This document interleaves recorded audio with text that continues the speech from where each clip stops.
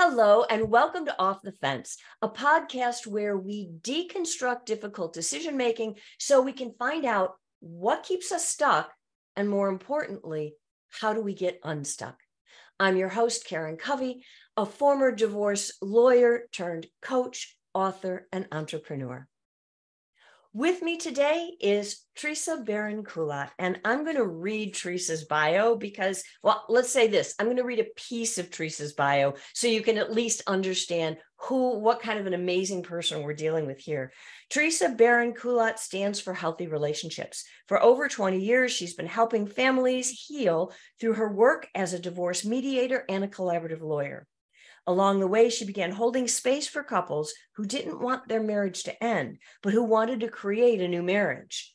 Now, this offering, which Theresa calls intentional relationship design, has been expanded and is now available to couples who may not yet be married, but want to be conscious in the creation of their partnership. Theresa, welcome to the show.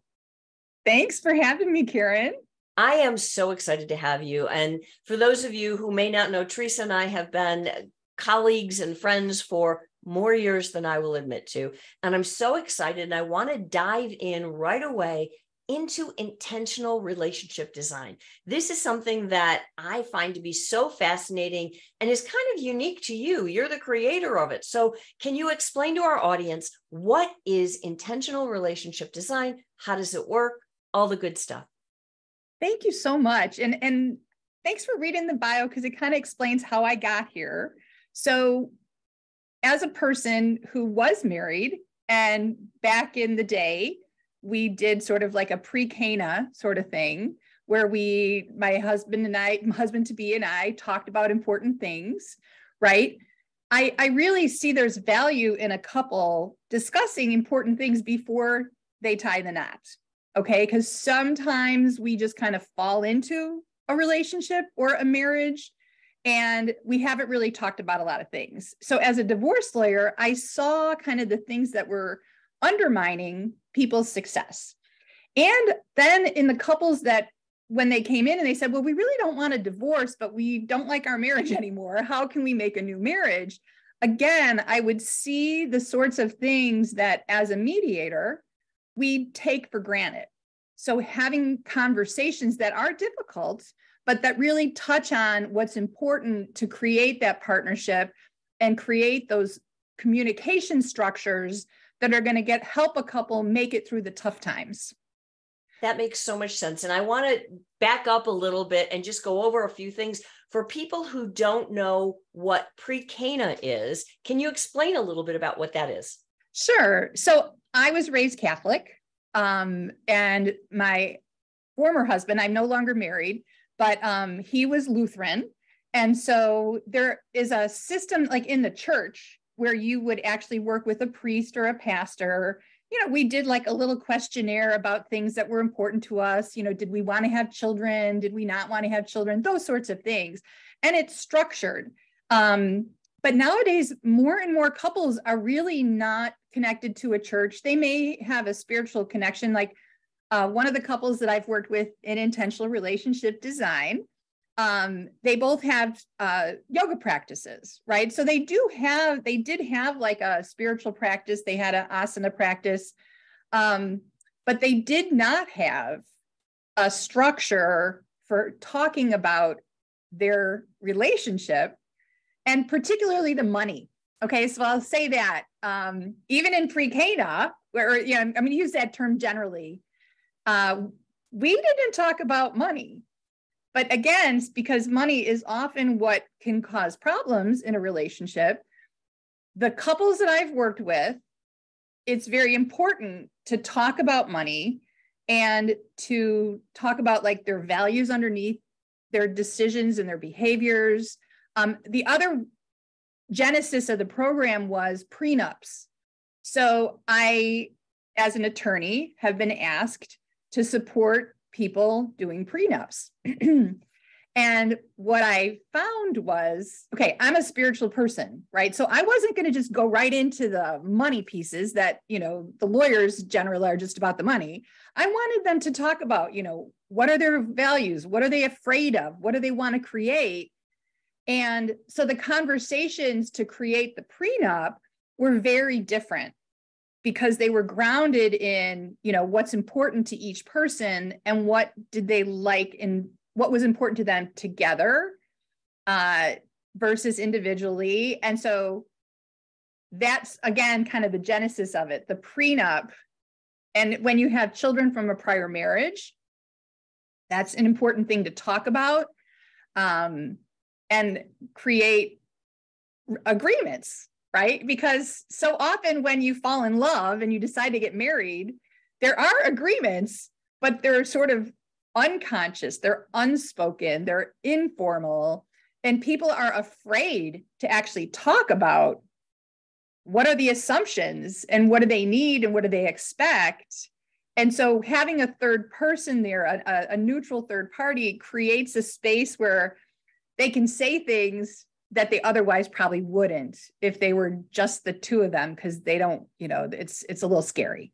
Yeah, 100%. And, I've worked with a lot of people, a lot of divorcing couples myself, right? Obviously. And a lot of times people go into the marriage like these unconscious, unspoken agreements that you talk about.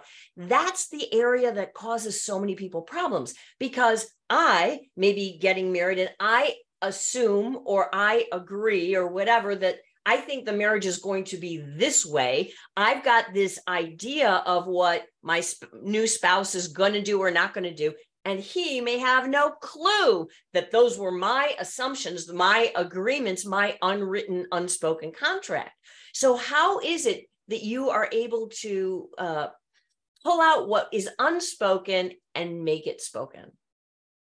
Awesome question. And what I'll try to, the overview of the program that I've been doing with couples is 6 sessions. Okay. So I start with the very first session is all about appreciations.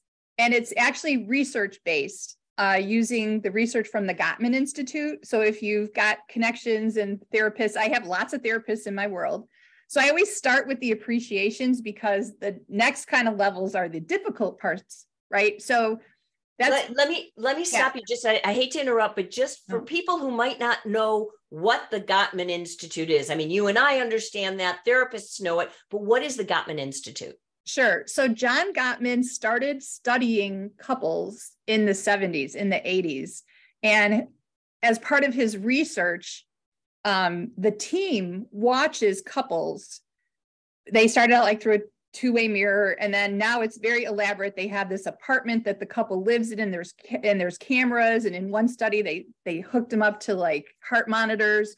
And they, as the research team, coded the behaviors of the couples. So the Gottman Institute is it's very large. I mean, he and his wife now are partners. And so this research now, they train therapists to help understand how couples interact. And they can actually predict with like 98% certainty which couples will get divorced and who will be able to survive their marriage. And then the next level is, and this is kind of where I feel I'm aligned, is using that research. How can we teach couples skills that will then allow them to avoid those breakdowns? And, true confession, if I'd have known this stuff when I was in my marriage, I probably wouldn't be divorced, but I didn't know and nobody told me. So I feel like that's part of what I want to help people do. So the Gottman Institute, it's still going strong. You can Google it. There are Gottman certified therapists. And so that's like the beginning, because again, think about a prenup. People come in, I'm going to keep my stuff and I'm going to keep their stuff. But let's talk about like, what do we share and what's important to us together to move on. So you asked, how do I open up those next level conversations? So the reason I'm saying that is we start with the positive, because you don't want to jump into what's wrong without remembering what's right.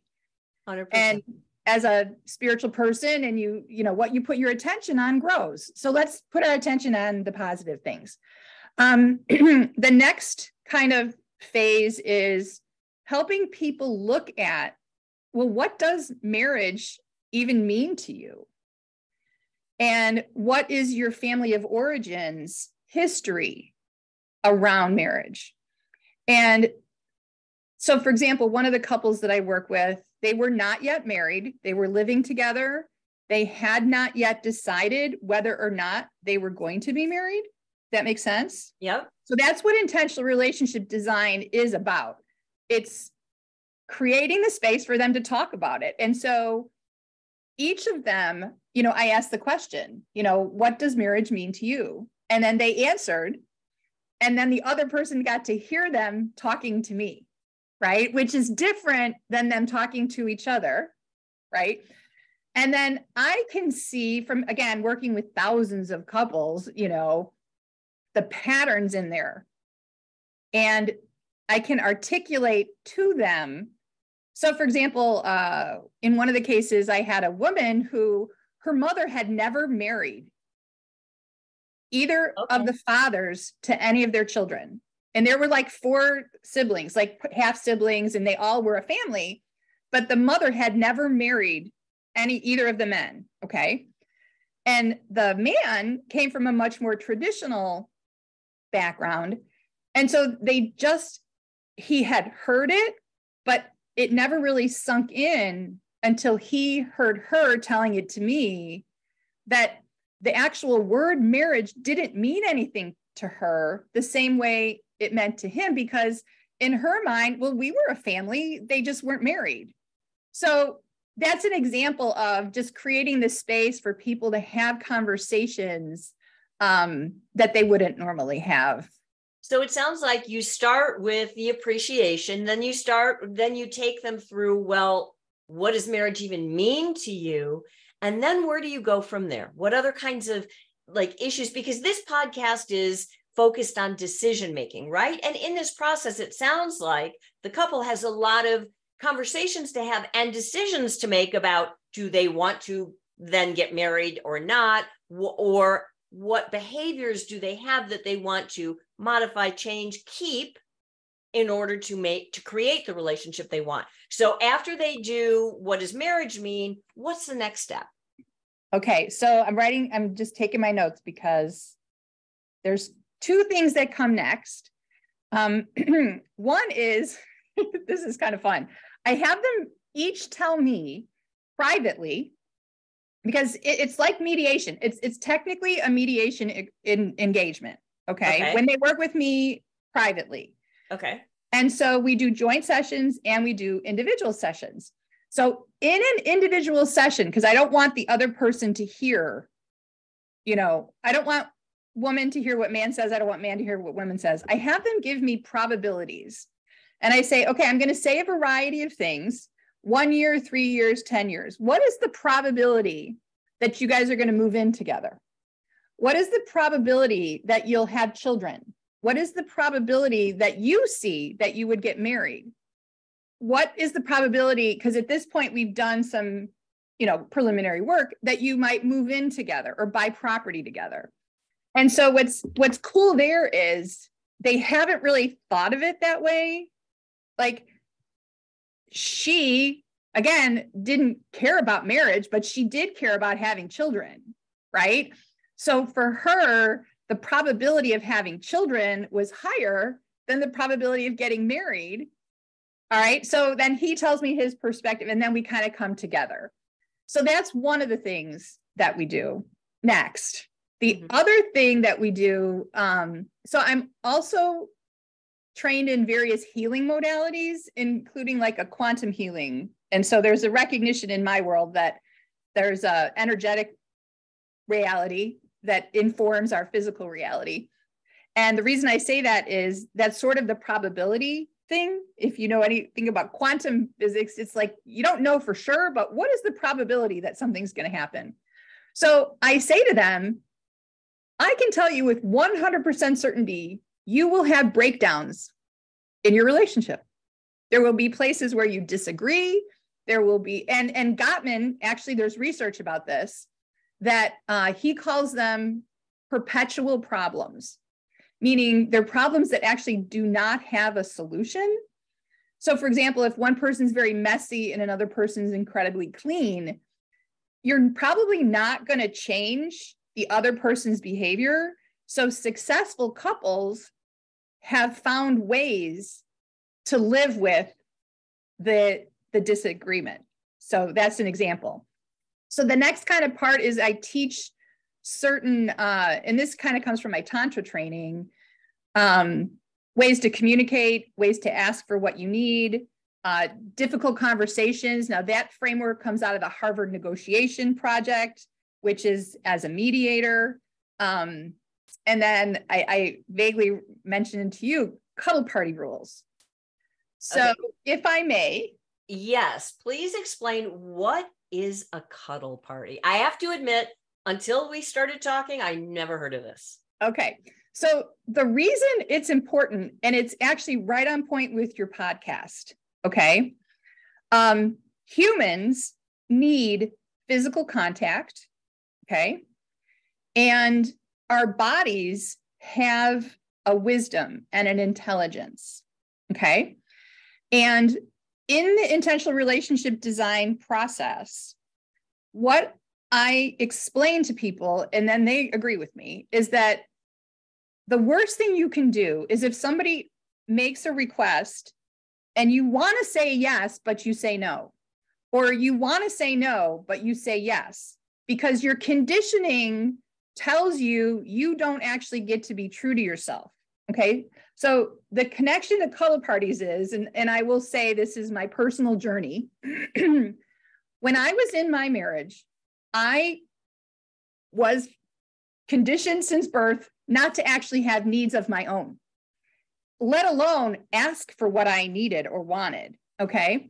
So in a cuddle party, it has a prior to the actual cuddling, it's called a consent and boundary workshop.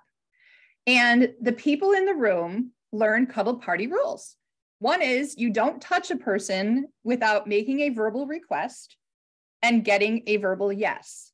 Okay. So in other words, so often in our culture, either we do touch people or we don't touch people without really checking in to see if they're comfortable or okay with it. And in cuddle party, you get to practice. Okay. So then the next rule is, if you're a yes, say yes. If you're a no, say no. And then there's other rules, like if you're a maybe, that means no. And you can change your mind. That's another rule. Uh-huh. And where it applies in the intentional relation design process is, I was working with a couple. They'd been married 30 years. Okay. This was a couple who thought they might need to get divorced. Okay. But we did appreciations. I talked to some about some of these things. And I'm not making this up. They had not slept in the same bed for about 10 years. And the man wanted more physical contact and basically said to the wife, well, can we sleep together again? And she kind of freaked out, like, no. And then I explored and I said, well, what kind of touch do you guys have now? And basically they would sit on two different chairs. They didn't hold hands. They didn't do anything physical.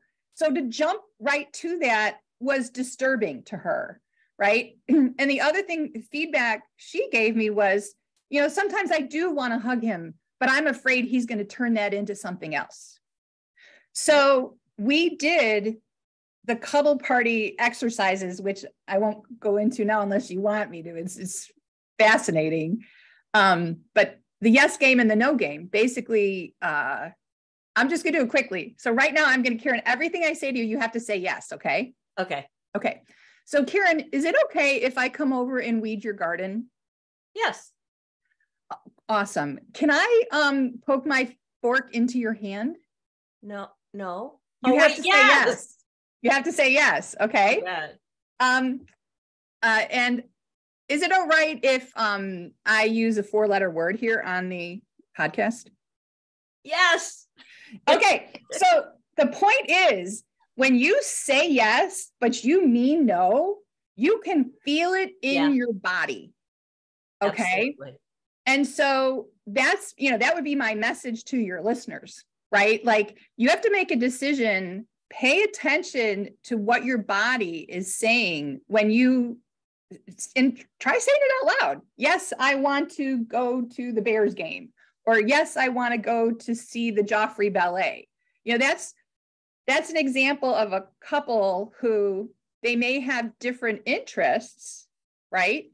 And so husband wants to go to the hockey game and wife wants to go to the ballet, which now leads me to another thing that I teach, and that is managing your expectations. Like in a relationship, this was another, again, I'll claim like myself here, your partner is not going to be everything.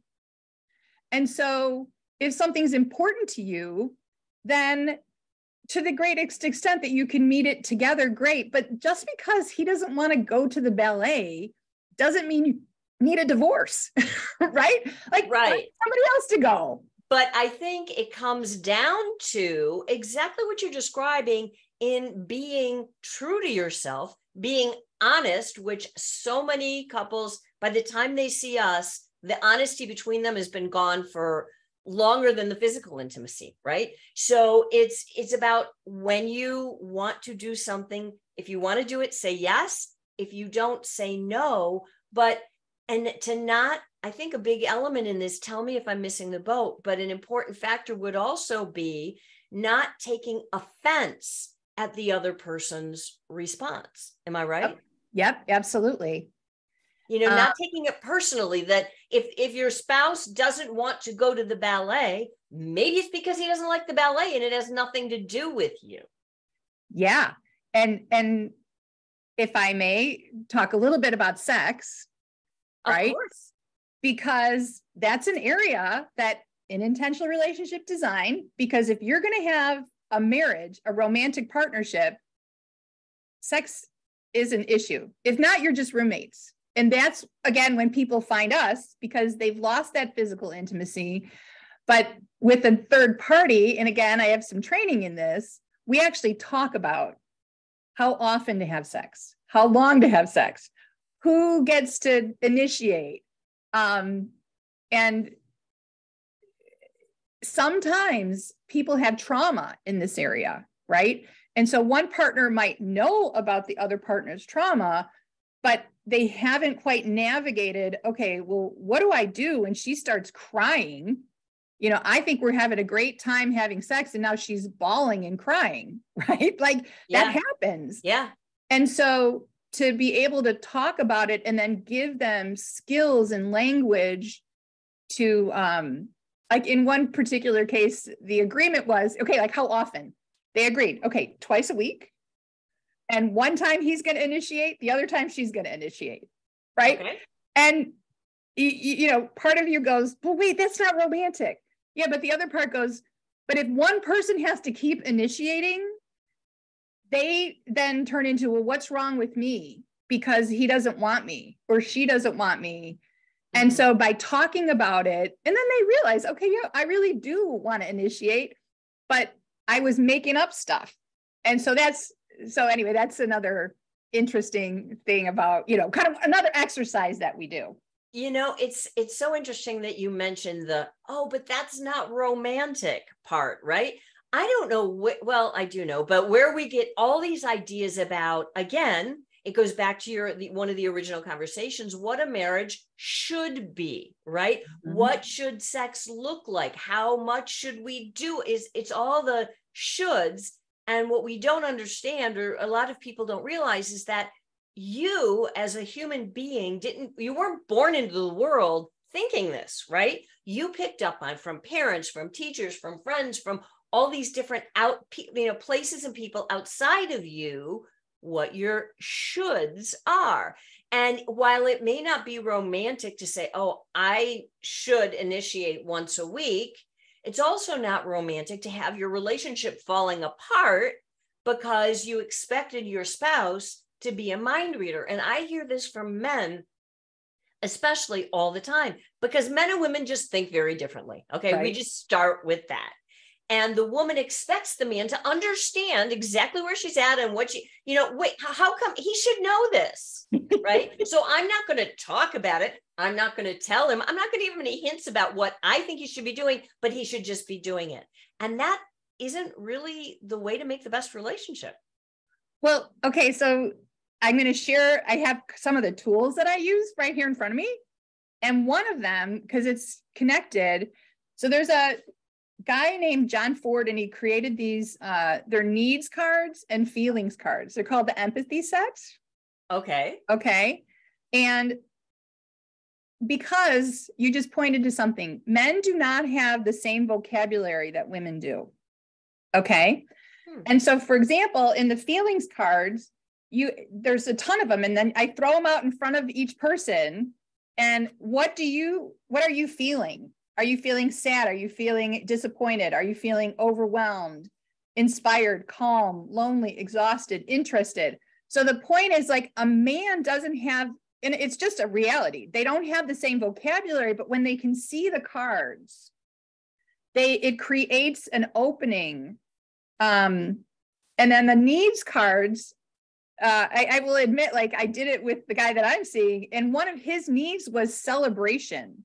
Like, he's like, yeah, because I always feel like, we accomplish things, but we don't actually celebrate and take the time. I'm like, okay. So the point is, it opens up conversation, and it helps people really get a sense of, what am I feeling and what do I need?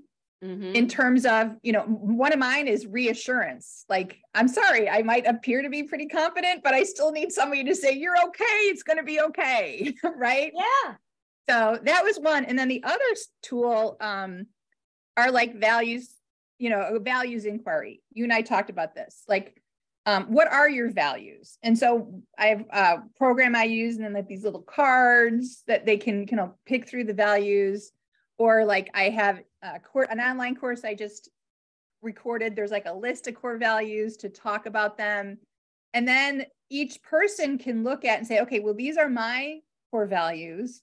And how do they intersect with my partner's core values? Where are they the same? Where are they different? And then how do they connect with what we do, how we spend our time? And then how does that connect with how we spend our money? Okay. Yeah. And connected. One of the fun ones I did, this young couple, we started in 2021. And like I said, they weren't engaged. They were living together. She wanted kids. They didn't know if they were getting married, blah, blah, blah. But we did the values exercise, right? And he had adventure, and she had like fitness and family. And he cared about family. But when we started talking and she's talked about having kids, he's like, yeah, but if we have kids, then how are we going to go on all these trips? And she's like, wait, I think adventure is important too. I go, well, she's like, well, just take the kids with us. Or if you want to go mountain climbing, you can go with your friend. So you need to connect your values with how you spend your time. And then of course, the next level is how you spend your money.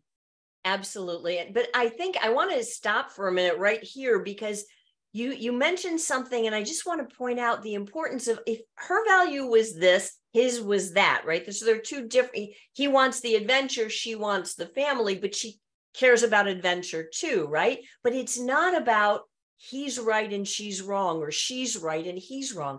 The minute that the couple starts to judge the values of the other person, you're going in a whole different direction. So how do you address that in the program? Like the idea of non-judgment, of just, it's conversation, it's understanding where the other person is coming from, right? Yeah. And what's really fun, and it's a different couple, okay, that when we started talking about money, okay, and the values around money and saving and investing, going into the conversation, he was very much about making money, saving money, investing money, and she didn't really care. But it turns out we did the program, and I touched base with them a couple months later, and the guy's like, oh my God, it was like a transformation. Now she's all about buying stocks and investing. And I don't think if I had told her she had to do it, she would have. No. But by opening up to the conversation, she then heard why it was important to him. And then she could actually see how it would contribute to her enriching her life. So it's kind of sneaky. Okay. It's not like I'm going to hit you over the head and say, you now have to agree with me, because that's not going to happen. But by opening up, I think people do expand. You know, it's interesting too, because you're talking about, and all of these areas are so important. And I agree with you 100%, you know, especially before you get married, because getting married is a big commitment, right? And before you get married, you need to have the conversations, or it helps to have these conversations to know where the other person's coming from, just to get a deeper understanding of each other. But if people are coming through this program, do they like make written agreements with each other? Is it an enforceable contract? Like, how does that work? Okay, great question. And before I answer, I'm just going to say one thing. So in the several couples that I work with, in some cases, they actually decided they weren't going to get married. Okay. In a couple of cases, like actually next end of this month, I'm going to the wedding of one of these couples, which is kind of fun. And then in another case, each of them saw that they wanted to be married, but there were certain things that they had to take care of before they were going to be ready. So I'm just going to say that. Okay. Then to answer your question, what I do ask them to do, and that's kind of like the end capstone activity, is to write vows. The vow being, this is what I want to give to you, regardless of if you give me anything. Oh, wait. We got to stop right here. This is because most people get married and they have all these ideas about what the other person is supposed to do for them. So you have them write vows about what they're going to do? Right. Because if okay, I mean, I'm guilty, you know, and actually, if you know Evita, there is a song in the musical, and basically it's like, romance is just a contract. I'm going to give to you, you give to me. There's no one on this planet who doesn't think about what they're going to get from the other person. And that's why, you know, if you know the musical, whatever. But the point here is, a vow is, hey, this is what I'm committed to. This is what I want to give to you, regardless of what you give back to me, because there is joy in the giving. And so then the other person is looking at, well, what do they want to give? And because it's, you know, it's over a period of time, right? Mm-hmm. They have each heard what the other person needs from them, right? And they can decide, okay, I will go to the ballet once a month, or, you know what I mean? Like, true story. Like, I was married to a man who loves baseball. So who's season tickets for the Cubs, season tickets for this. And I could handle like maybe 2 baseball games a month, but he could go 10 games a month, and that's fine. But the point is, you know, it's my commitment to go to 2 baseball games a month, whatever. And it's not about, well, I'll go to 2 baseball games if you go to the ballet, because that's not helpful. Right. That's bartering. That's, you know, that's you do this for, it's a tit for tat. And ultimately, relationships are never good. Solid relationships are never about that. If you're keeping score all the time, you got a problem before you even started. Right. And people don't know, because frankly, a lot of their parents, you know, lived in that framework. And, you know, we could also expand into the whole, you know, women being property and not having their own autonomy. And then, you know, some people would say, and I would vaguely agree, that if you swing too far into the extreme where women are totally independent and they don't need men, and then the men are like, well, why do you need me? So that's not helpful either. So that's kind of the end. And I do actually have them write out their vows and say their vows to each other. In terms of like a postnup or a prenup, okay, so if they are not yet married, then they could take the work that we've done, especially in terms of like the property and who's going to pay. Like often they live together. Okay. And so we have conversations about, okay, is the house going to be titled jointly or individually? And I'm a lawyer, so I can kind of explain the impact of those different things. We talk about, how are you going to allocate the expenses? How are you going to deal with repairs? So we talk about that. And if there's kids, how are we going to take care of kid stuff? And so those financial things can be put into a prenup if they're not yet married. I have one couple right now where, and this is a little bit of info. So if you give someone a prenup the week before the wedding, chances are it's not going to be good. Yeah. Right. So there was some breakdowns and they got married, but now we're doing intentional relationship design in order to come up with a postnup. So a postnuptial agreement is like a prenup, except it's entered into after the marriage. And it clarifies like who's going to, one of the parties has children from a prior marriage. So they want to set aside certain funds for that person. And so that can be an outcome to answer your question.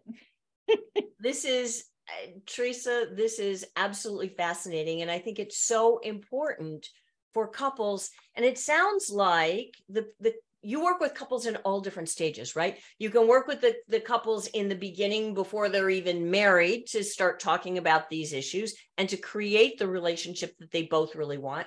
Or if they're already married and things are not working out, or maybe even they are working out and they just want a deeper connection, this program would be good for any or all of those people.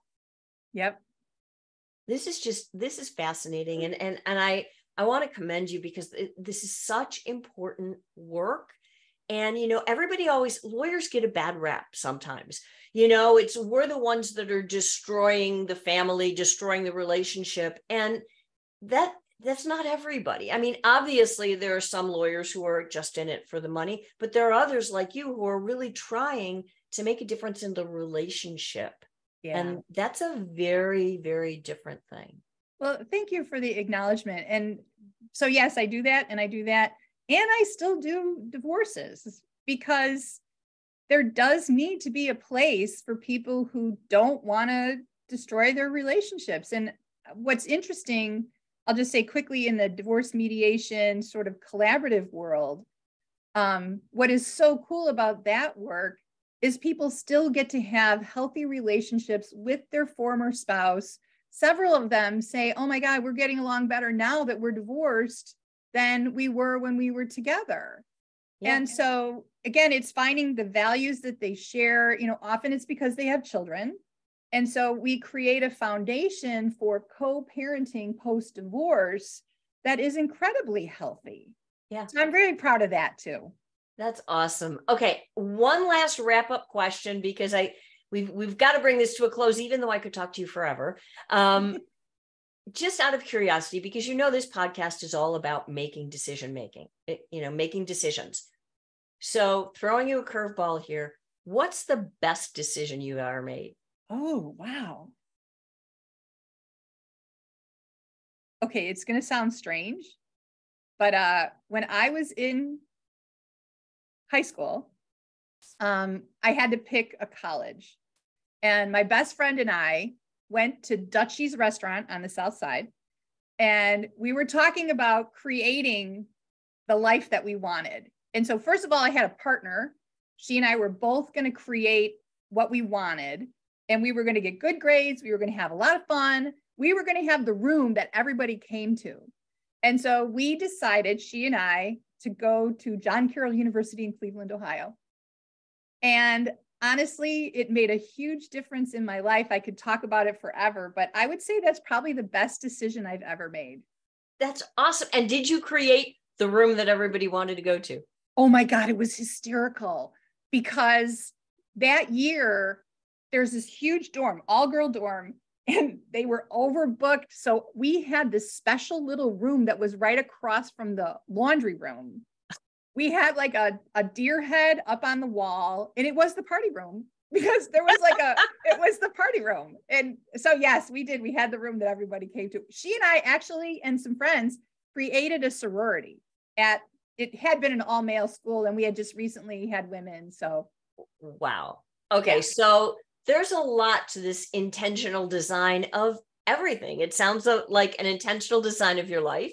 Yes. But we cannot go down that rabbit hole right now. I just want to thank you for sharing your wisdom and your perspective and all of this great information with our audience. So before we go, can you tell people where they can find you?